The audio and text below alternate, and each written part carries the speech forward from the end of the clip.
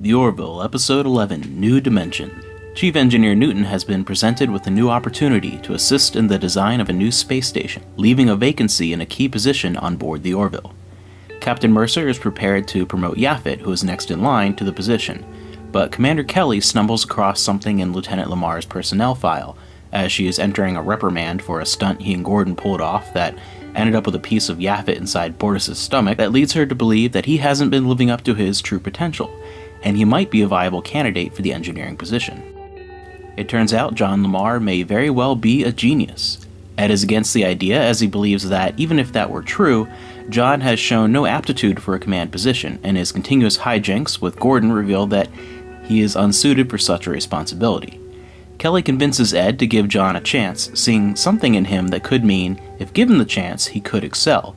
which results in a well-written examination of LaMarr's character, far better than in previous episodes, that feels reminiscent of the Voyager episode Parallax, in which Commander Chakotay pulls for B'Elanna's promotion to Chief Engineer, which Captain Janeway is against until she gets to know B'Elanna, believing her behavior leaves her unfit for such a position, and she proves herself worthy of the position by solving a crisis involving a quantum singularity. The move from helmsman to chief engineer, as we are about to move into Season 2 after one more episode,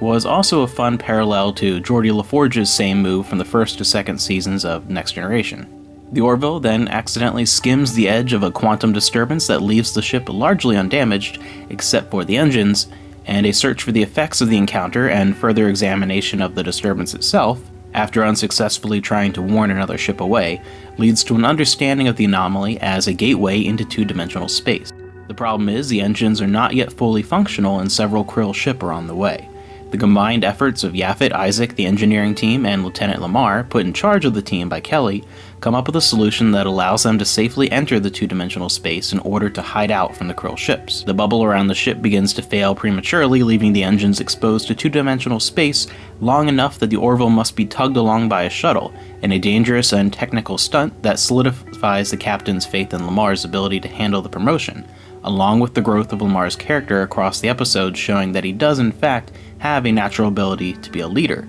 even if he does not yet believe in himself. The Orville successfully escapes the two-dimensional space and the danger of the Krill vessels, and we have our new chief engineer, a move that I think will greatly benefit the growth of John LaMarr's character.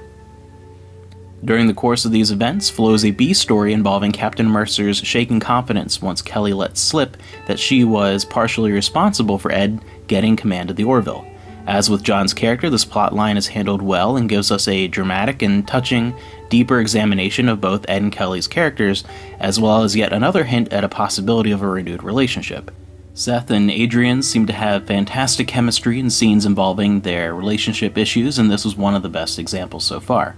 All of the episode's plotlines allow the entire main cast to come effortlessly in and out of the narrative focus, showing a true ensemble cast and exceptionally written interpersonal relationships. The action effects, particularly the practical effects, continue to be spectacular in every episode, and every element of this particular episode lives up to the high standard the rest of the season has set for it. I think New Dimensions is up there with Firestorm as one of the season's best, and Into the Fold as a personal favorite.